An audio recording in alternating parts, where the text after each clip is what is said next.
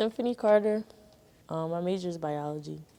I like cooking, and what else? I like cooking. I like YouTube, watching YouTube. One of the first lessons I learned was as a freshman that everybody just isn't your friend. I was from out of state, so things were different up here. Like, I'm from Baltimore. So when I first got here, I felt out of place a little bit, but it was like I just was around people, got more friends, like everybody here is here to help. And then a second thing I learned, probably this isn't something I learned, but advice, like just really use your resources. I went to college because I always want to be a doctor. Some people aren't as fortunate as me. They don't really know where their like career path is. I just successfully got into my master's program in Morehouse School of Medicine, and I'll be continuing my education there. The impact college had really was gaining independence. Like, it helped me realize that I can do things on my own. So I'm gonna get on my soapbox because I talk to kids at my church about this all the time, or anybody younger than me, because they always ask me like, how'd you do it? You're about to graduate. Why'd you go to college? Or how did you pick your college? So I'm really heavy on, if you know, when you think about college, you have to weigh your strengths. College is number one, not for everybody.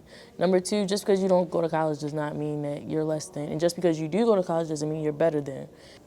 Also, you have to think about your strengths in high school. If you know that you are more of a student that needs hands-on, like you need your teacher to be like, oh, Charlia, I didn't get your work today. Like, you need to be held accountable more, because in college, either you're gonna go to a school where they hold you accountable or they're not. And if they don't, and you need that teacher-student relationship more, you need to go to a small private college. I chose to go to a PWI because I knew I would remain focused. It represented me in a different way. I like being I'm a Tishner scholar, so the scholarship program I'm part of represents women of color and even men of color as well, Tishner, but specifically underrepresented people in the field of science. So that's why I even came to Chestnut Hill, because they had a scholarship program for me and people that look like me. My thing is education, education, education, and know what you want to do before you get to college. Obviously, not everybody's gonna know what they want to do, but don't waste your time doing something to make somebody else happy. If you wanna do school, do school. If you don't wanna do school, don't do school. But if you have to do school because it's something that is gonna lead you to what your career choice is, then you have to do school. You don't really have an option. Yeah, when picking a school and just the idea of college, my advice is go somewhere you know you want to spend the next 4 years at. You have to take all that stuff in consideration and really be serious about it, because at the end of the day, you have to apply to get into college. You could be taking somebody else's spot that really wants to be there. So if you're gonna go, really wanna go. And don't ever feel discouraged whenever you're here and you fail, because that was one of my things. Like, I was really, really smart in high school, straight A student, and then when I got to college, started to, get off the boat a little bit, and I failed my first chemistry test with Dr. Windling, and I got a 12 out of 100, and I called my dad. I was like, Daddy, I'm dropping out of school. I don't want to do this anymore. This is so bad. I'm not going to make it to my senior year. It's no way. I had that talk every year for the last 4 years. Freshman year, I failed that test. Sophomore year, COVID, I was like, I'm not doing this anymore. Junior year, I failed Orgo. I was like, I'm not doing this anymore. Sophomore year, I failed. Actually, sophomore year, we had that talk because I failed Orgo my sophomore year. Junior year, I'm like, I just can't do it. Everybody's like, Symphony, you're almost there, you're almost there. Last week, I literally said, I can't do this anymore. And I graduate next Saturday. Like, you're gonna literally get there. It's just, it takes time. So do not give up. Just keep going. For everything I love, please just keep going, because once you keep going, you're gonna look back at it and really be like, I really did all of that. Like, I got that far. You're gonna make me cry. Because I know when I go to graduation that I'm gonna be so emotional, because of so much work and energy. Work. You're gonna make me cry. Work.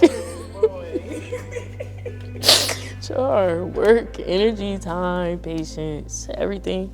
And not that many people in my family went to college on top of that. So I'm actually graduating May the 13th, and my dad is graduating May the 14th with his degree in biotechnology. I encouraged him to go back to school. But yeah, it's just overwhelming when you get to the end. And I don't know too many people that did.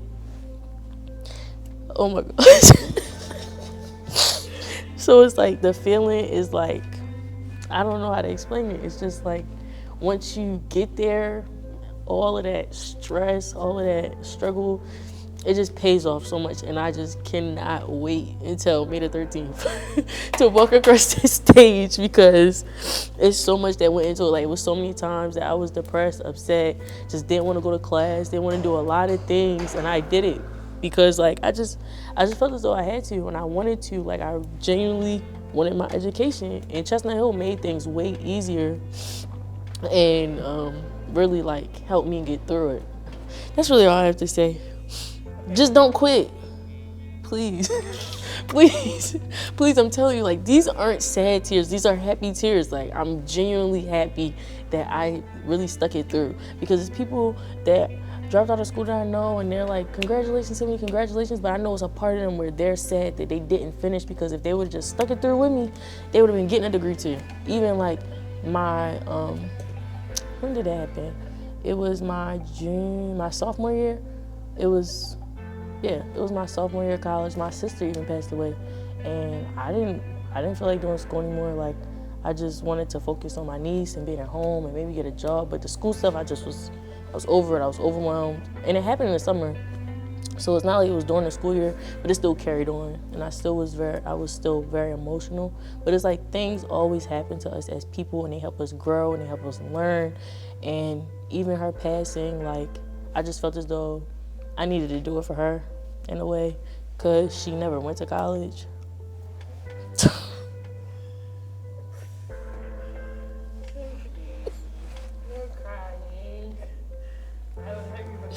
Oh my God.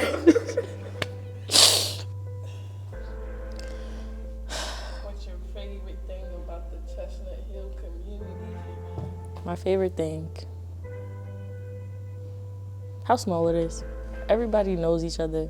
That could be good and bad though, because everybody knows each other's mess too. But I like it because if you need anything from anybody, they already know you. You can say, oh, I know this person, and they be like, oh yeah, I'll help you out, or stuff like that. Like, we're just so close knit that everybody realistically helps everybody. So it's never a problem with getting help here or talking to anybody, and everybody's very open and communicative with anything.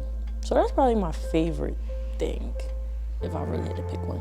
So that's the whole reason why I came here, and because the whole school was in one building. But that's like a big thing, being close knit. That's a wrap.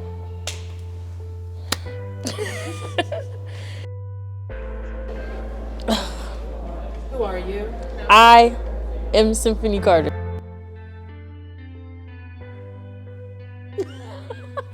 You're